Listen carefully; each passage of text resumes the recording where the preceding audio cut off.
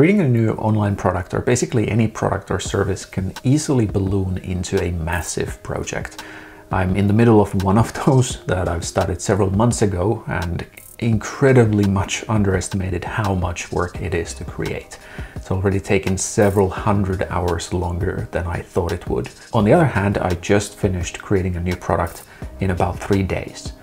So I'll go through what the process is like, what are the key things that make it possible to create a product very quickly. I'll use the online product as an example, but most of the ideas apply especially to services, but also to many physical products. If you want to get a product ready very quickly, then actually a majority of the work happens before you start creating any content or recording any videos or such.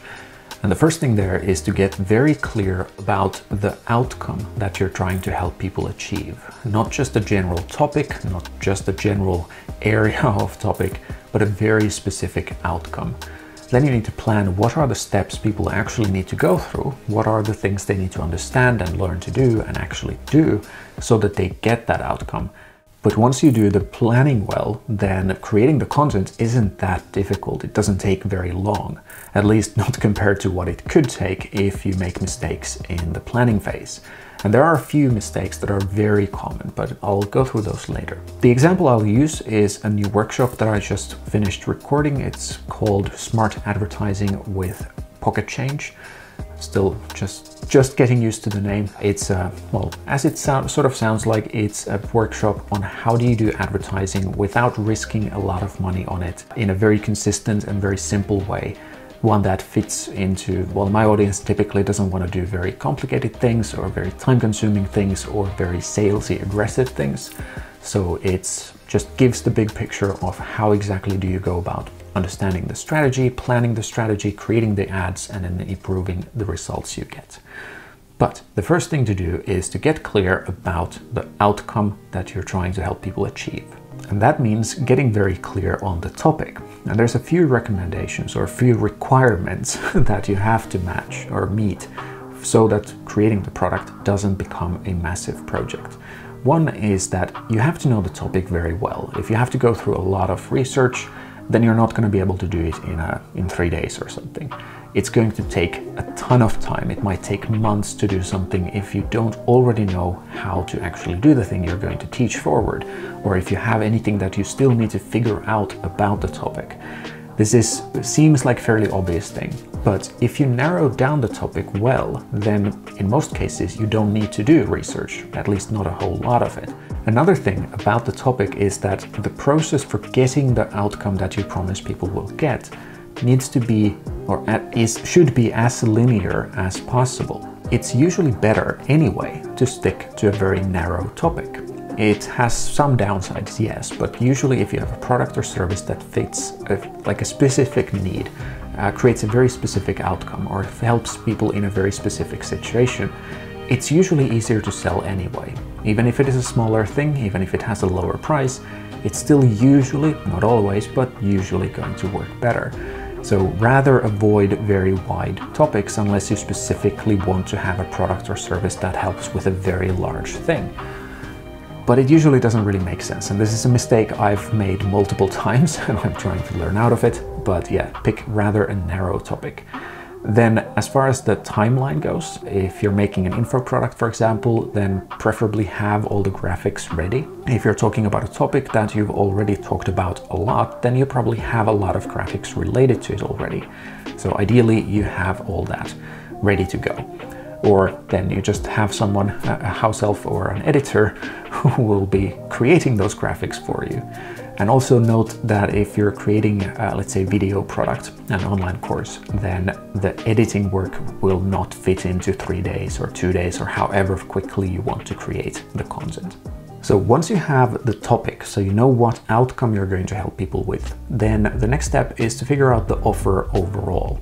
And the offer isn't just the product or service, it's everything around it. It's the guarantees, the bonuses, the support people get, the terms of service, the payment plans, all of that. And those things can make a huge difference to how much people actually want what you're offering. So if you have to have at least an idea of are you writing a book or creating a coaching program or an info product or like an online course? those are all fairly different, and if you start the process before you even know what you're building in that sense, that's easily going to add a few more days to the process. But there's two different things. There's how good of a product is, or how good of an offer is, which I think is like, what will it work? Will people get the results they're supposed to get if they just do the work that they need to do? Like if they put in the work, if they do their part, will they get the results? Is it a good offer? The other part is it an enticing offer, which is another workshop I have, and that's not really what this is about, but so just by the workshop, it's called Enticing Offers. It goes through all these things, but it's actually kind of an ironic example of what can go wrong if you overcomplicate things, or if you don't do the planning well enough. It took me weeks and weeks to do that product, even though I expected it to be a very quick thing to do. And the problem was that, first of all, I didn't pick a narrow enough topic. I ended up talking about all sorts of offers, everything except free offers. I touch on those as well, but like everything else, front-end offers, back-end offers, continuity, everything from upsells, cross-sells, downsells, different sequences of those, offer staircases, as in how do different offers fit together, how do they support each other, how you create new offers, how do you fix the staircase if it doesn't work, just way too many things. So it ended up taking a huge amount of time. It's a very good product in the end, but it was way too much work, or it was much more work than it made sense for the original idea of what sort of a product it would be. So do the planning well.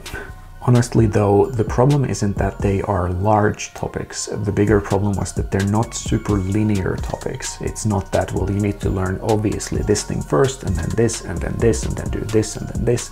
Rather, a lot of those things relate to each other.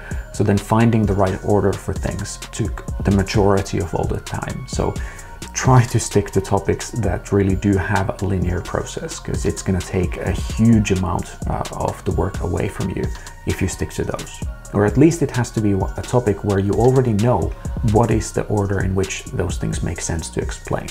Everything that I talked about in that workshop are things I have taught to, I don't know how many clients, but I've always taught only a narrow area of it. So I knew exactly how to do X, Y, and Z, but I had never thought of, well, if you need to learn how to do all three, then how do I explain them so that there isn't unnecessary repetition, and so that the overall picture is as easy to understand as possible. So you really learn how to create enticing offers and make it easy, and how you really learn to do that staircase, like have the offers so that they make sense together, so that I'm not saying the same things 27 times during 4 hours.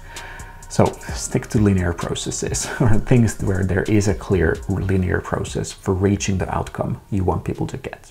The next main step is to brainstorm the content. So how I usually do it is just list out, this can be a very long list out everything that you might want to include in the product or service. All the things you might want to teach people, everything they might need to do or understand or learn or have examples of or see or whatever, all of it. When you have that list, you might have categorized it somehow, maybe not, but the important next step is to move everything away that isn't necessary. Move everything that isn't strictly necessary for people to understand or do into a separate category. Don't delete it, just move it to a category of these things might get included, but they're not necessary. So initially, you don't plan for them to be included. You create the plan forward before you start including those things. But when you're doing this, be mindful that you're not creating a school. You're not really trying to teach people something. You're trying to help them get an outcome. I see this quite differently if I'm coaching someone. That's like, in that context, a big part of it is that you actually learn why you're doing it this way, why we're not taking an alternative approach. So you really understand why things work this way. So you can then do marketing overall much better, even if you don't have a coach at some point anymore. So, but in an online course, especially a smaller one, the goal is to just help people get to the outcome as quickly as possible. It doesn't have to be the goal, but generally speaking, people don't want to buy information or education. They want to get an outcome. So if you're doing an online course, if you're doing pretty much any product or service, usually it makes sense to focus on just make it clear, like only get people to the outcome as quickly as possible.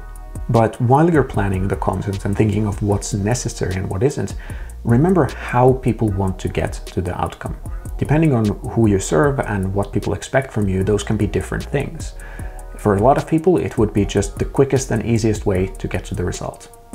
In some contexts, it might be that it's a very safe approach because you support them one-on-one. Or it could be a very thorough approach, or it could be something else. So think of, how do people want to get there? An example of this would be like a travel agency. Two travel agencies, one might both selling a trip to the same exact destination, but one is about cheap, quick, easy travel, so they just make it as cheap, quick and easy as possible. And the other one is about for history buffs. So it's not the point about getting somewhere, it's about how you get there. They might organize a bus trip across a continent where you have guided tours at all the historic locations. It's not at all about the same thing, even though the outcome is the same. You get to the same exact spot, but the experience of getting there is very, very different. So keep that in mind when you're removing things or including things. What are the things you need to include so that people get not only to the destination, but in the way to the destination that they want to take? So in my example, the advertising workshop, the point is that how you get to the outcome of profitable ads is that minimized risk. There's no need for large investments. There's no need for large risks.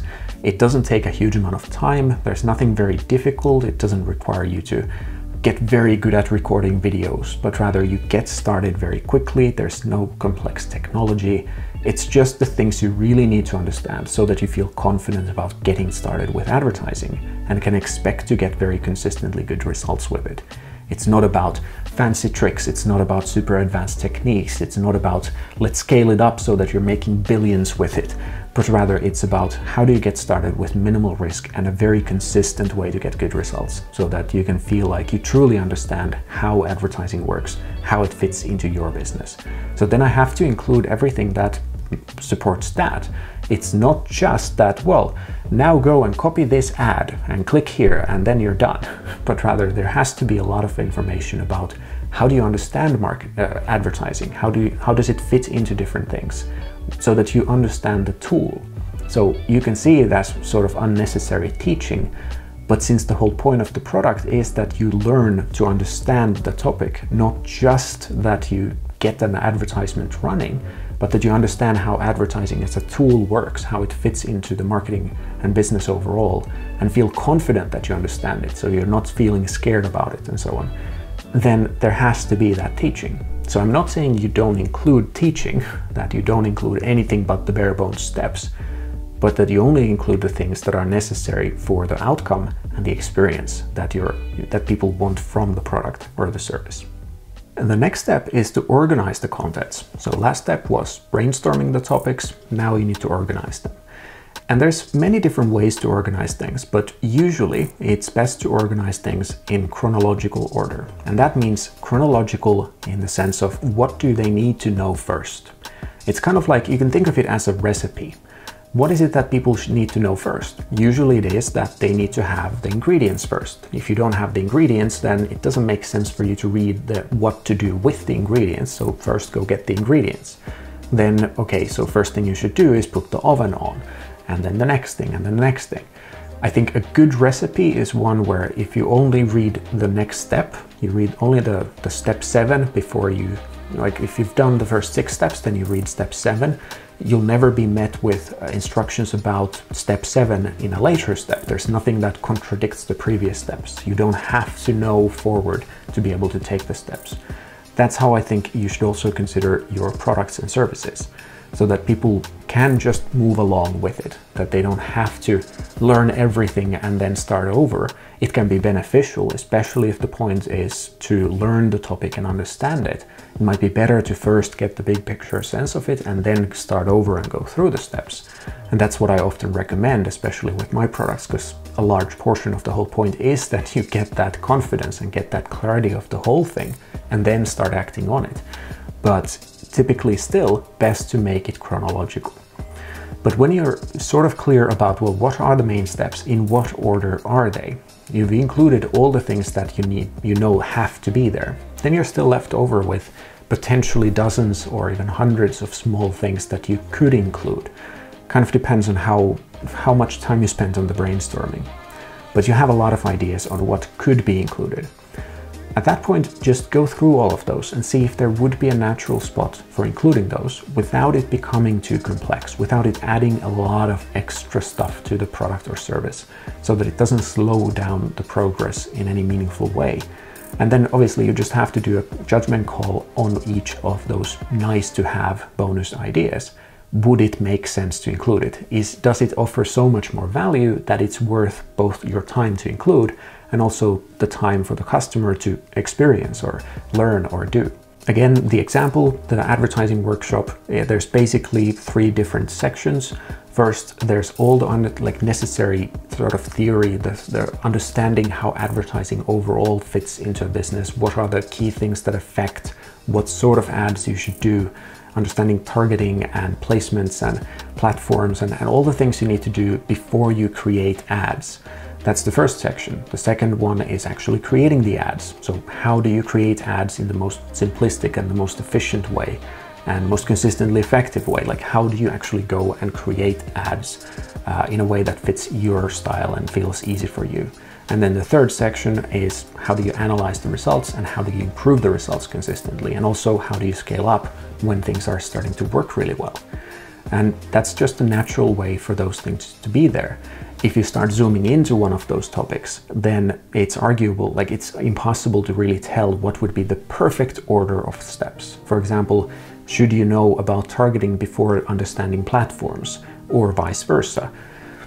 I don't know. Both are super important. I went through platform first, I think. Yeah, I think platform was first. Like, how do you choose the right place for you to advertise on and then start looking at targeting? But they do affect each other, so it could have just as well been the other way around. So in some cases, it's impossible to have things in perfect order, but just think of what is the natural order for things, so that when people go through it, they shouldn't get this sense of like, wait, why wasn't this earlier? Why didn't I know this before? Like, this is now everything before seems totally weird and I need to go back there. The next step is to decide on the format. So even if you're, let's say, creating an online product, you still have plenty of options. How I approach it is that I look at what would be the most natural and just overall the best format for teaching or helping people understand a specific topic. And there's nothing wrong with having a mix of them. But for example, if I would be teaching something about writing, then a lot of the details about how to do something would naturally be in written format, because it's, at least to me, seems like it's a much easier thing to learn how to write a headline if I have a dozen example headlines written in front of me rather than someone just talking through them on video. Maybe there would be a piece of it on a video where I would talk through what sort of headlines work in general or what makes a headline effective and so on. But a lot of it would be written down because that would be the natural format for it. On the other hand, if it is, let's say, teaching music, then doing that in just writing seems a little odd to me if you have the option of having audio and video. So to actually let people hear what you mean with the thing. Having it just as written thing would be very odd. But then again, if you're teaching some music theory, having that only as video or only as audio would not make any sense. It should definitely be written down, potentially both. Or if you're teaching some practical skill like how to tie a knot, then not doing that with anything but video seems just absurd, especially if it's a more complex knot. So just think of what would be the natural way for you to explain something. It can also be just specific things that are in a different format. So in the advertising workshop, when I go through all the different metrics, all the different data that you might come across in the reporting of advertising, so the click-through rates, impressions, view rates, engagement, all those numbers, all those terms, I go through the most important ones, the ones that I think are the most relevant ones and most useful ones to track in the videos. But then I have a separate document that goes through in detail, in very plain terms, what each of those things mean, so that when someone goes and potentially has never done advertising before and sees those words, sees those numbers in a report, they can easily just refer back to the PDF and be like, oh, okay, so it's that one. Okay, there's a clear example. Now I know what it is.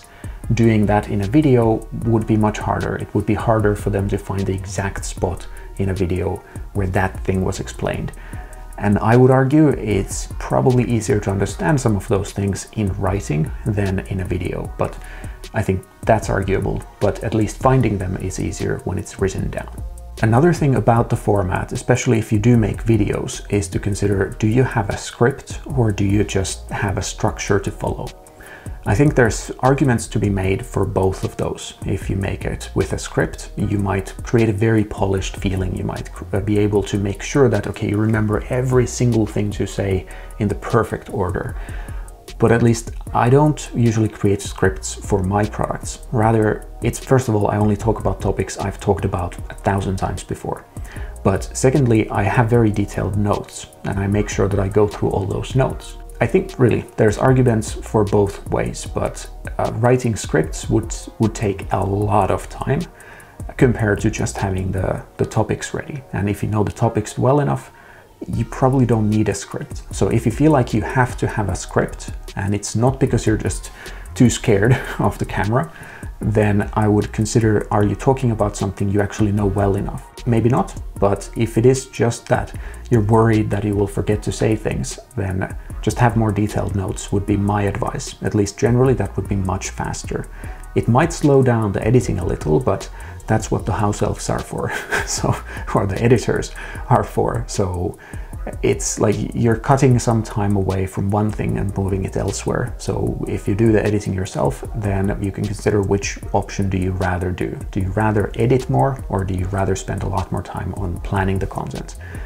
Really, I think both are fine, but if you're very comfortable with the topic, you know the content very well, then you probably don't need a script to get the point across very clearly. The next step, and this is one that people absolutely skip most of the time, and it makes it much harder for them to create the product or service and infinitely harder for them to sell it. It is to create the core value message for the product or service. Core value message is just what I call a clear list of the most compelling reasons for your target customers to buy what you're offering. So the product or service should have its own core value message, which includes the most compelling things you could possibly make people understand about it. If you know those very specifically, and ideally you know them before you create the product or service, then you can also double down on the best things in the product or service itself and make those even better. But yeah, that's the next thing. And this is something, even if people sort of realize that, okay, maybe I should think about what to say about it to sell it, they do it usually in a very haphazard way. This is my primary service, helping people create those messages, understand exactly what to say so people want to buy. And if I would do it without following my own structured steps, without going through all the questions, trying to take the shortcuts, it would not work. It is, I think, just about impossible to do well for your own things without following clear steps to it. Because seeing things from the target customer's perspective, when it's your own thing that you're selling, is insanely difficult. The majority of my clients are marketing experts because they all know this. It is just about impossible to do well without some form of outside help, whether it is in terms of a coach or just a set question or a set questions that guide you forward. And also, it doesn't happen super quickly. I mean, I've done it hundreds of times, and if I would really rush through it for a product, I could probably do it in like 1.5 hours to 2 hours. That's about the fastest I can possibly imagine I could do it well. And really, I've done it hundreds of times. If I do it properly, truly well, it's more like 3, 4, 5 hours to do it well. And that's, if you skimp on that, it's gonna be extremely difficult to figure out what to do to sell it. So the steps of it. The first one is to understand the target customer and their perspective and narrow down the target customer or define the target customer so that their perspective is very similar. If people see the topic in many different ways, then the same marketing cannot be effective to all of them. It can be compelling only to some of them. So that's the first thing. You need to define the target customer based on what their perspective is. That also often affects what you include in the product. If you notice that what's important for them or what they're worried about is X, then do something that completely negates that worry. So in my example, the advertising workshop, one of the worries people have, one of the fears they have is that what if they lose a lot of money with advertising? What if they put hundreds of euros into it or hundreds of dollars into it or thousands into it and they just lose all of it? Well, the whole way that the product approaches advertising means that you don't put that much money into it before it's profitable. It completely negates that worry. Of course, you can never be 100% certain things work out, but it is the most consistently cheap way to go about advertising. Hence also the name, Pocket Change, in there. But I'll get back to the name in a moment. The second step is to figure out what are the most desirable outcomes. And we already defined what is the primary outcome people get with this product or service. But what is around that? What are the smaller things people also get? What are the outcomes of the outcomes? So once they get to the point where the product or service gets them to, then what? Why did they even want that? What are the things that are then possible for them? What are the pains they've gotten rid of, and so on? And we're specifically interested in what are the most desirable things, not just what are the most valuable things. The third step is understanding what they would compare the offer to. So not just their direct competitors, but other types of solutions as well, and how do they see those alternatives, so that fourth step, you can figure out what would make your offer look unique or at least unusual in some meaningful way to them. And when you know all that, then you can put together the message. You can put together the most differentiating and most desirable things into something that is truly compelling, and you can easily make people see that this is exactly what you're looking for. The next step, and still we haven't actually built the product or service, is to figure out the name. You can do this other way around as well, but I think coming up with the name at this point is just overall better. So you have the core value message, so you know what are the most compelling reasons for people to buy the product or service once it's done. The name should communicate at least one of those things, at least one of those most compelling ideas. So the example, smart advertising with Pocket Change. There's two sides to it, smart advertising and Pocket Change. So in this, I'll show you a list of, this is a short list of iterations. There's plenty more that I just thought of and was like, well, that's definitely not it. But I only wrote down the ones that seemed potentially interesting. Pocket Change came from the fact that this is not something where you have to risk a lot of budget. You can start with very, very little budget and still make consistent progress. That's how I generally approach marketing, or that's how I generally approach advertising. Typical ad budgets are anything from $10 to $100 a day. Typically 20 to 50, more like 30 to 40, if there is that much, but 10 euros a day is enough. So that's pretty much Pocket Change for at least the target customers. And it's, I think, a good way to indicate that there isn't that high risk that most people associate with advertising. So hence the word has the words with Pocket Change.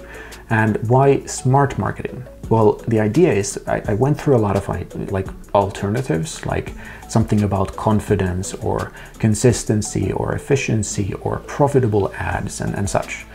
But what differentiates this approach and overall just how I look at advertising is that I think it's smarter because it minimizes risks and it maximizes the outcomes, or maximizes the odds of positive outcomes.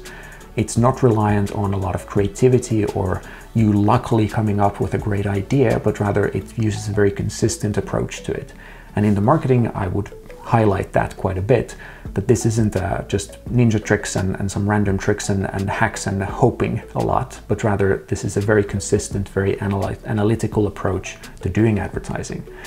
And it also scares away people who are not into more analytical thinking, because that's what advertising is about. At least in my opinion, the majority of advertising results happens in the analyzing phase, in the optimization phase.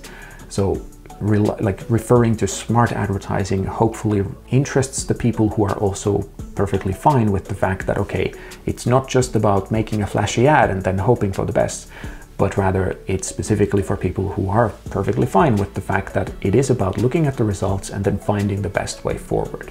The name should communicate at least one of the most compelling reasons for people to buy. If it can be more than that, great, but rather get one idea across very clearly. It doesn't mean that you're going to get the whole idea across. In a marketing message or core value message, usually each of the points is 2 or 3 sentences.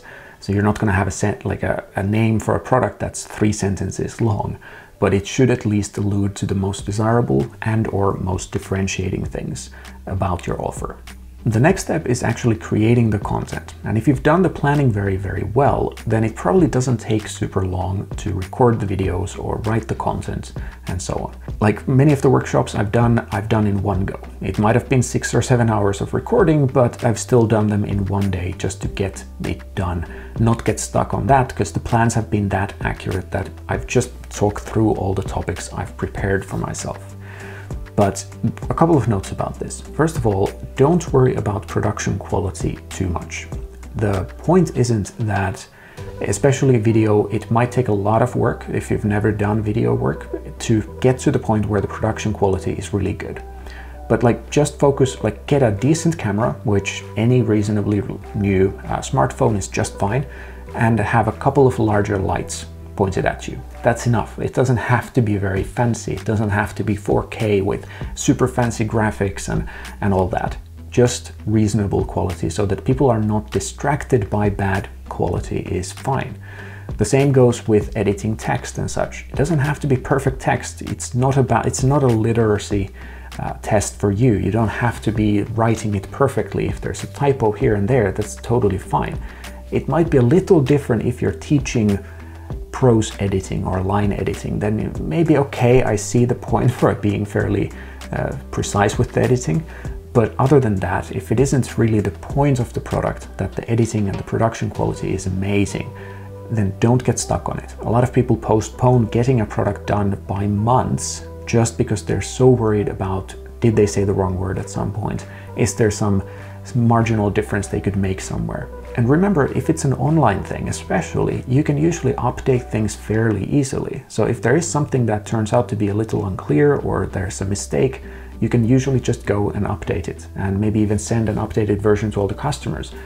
Just don't get stuck on it for months. If you can spend an extra week and significantly increase the production quality, that might be worth it. But other than that, don't worry about the production quality, worry about the quality of the content itself. One more thing that I think might be interesting about the product I was creating is that originally I was creating a product called No-Nonsense Guide to Traffic, which would include how to do advertising, how to do guest blogging, and how to do partnership marketing. But I started to realize that each of these topics could be very well its own product. So if you ever notice that your product is getting really big, so in this case, the No-Nonsense Guide to Traffic was getting really big, I started to wonder, can I split it into multiple products? Would that actually make more sense? I can still sell it as one collection, yes, but having them as individual products gives me a lot more options to work with. And it also justifies spending much more time on each of the components because I'm also selling them separately. So what I really wanted to point out is that get very clear about the topic. What is the outcome you help people achieve? And pick it based on something that you know very well and can explain very simplistically. Rather pick topics that are very clearly linear, because if there's a lot of like shuffling things around, that's going to take exponentially longer to create.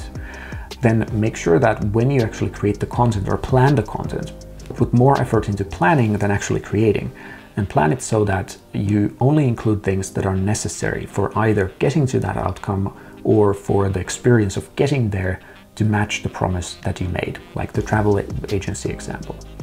Then before you start creating the content, think of the core value message. It's going to make a huge difference to how easily you're going to sell it, and also create the name, and only then create the content. And don't get stuck on production quality. Don't get stuck for months just trying to perfect something. Get it done relatively quickly. If you're not happy with it in the long term, you can update it later. The point really is to get it done fairly quickly. Unless you're fine with spending months and months on something, then rather pick a narrower topic and just get it done quickly. This one took about 3 days of solid work, or let's say 5 days, I think, altogether, because I had a lot of other work to get done. But yeah, that's it. If you want to get a product or service done quickly, those steps should get you there. I'm not yet sure what the next video will be about, but if you want to see it, remember to subscribe. And if you like this one, please leave a like, click the like button. Think of it as a small thank you. It really helps me out, so thank you if you do it. And if you have any questions or comments about this, for example, how long have you spent creating a new product or creating a new service? I'm curious to hear what has been the fastest and the slowest one that you've created. Leave them in the comments. And yep, I'll see you in the next video.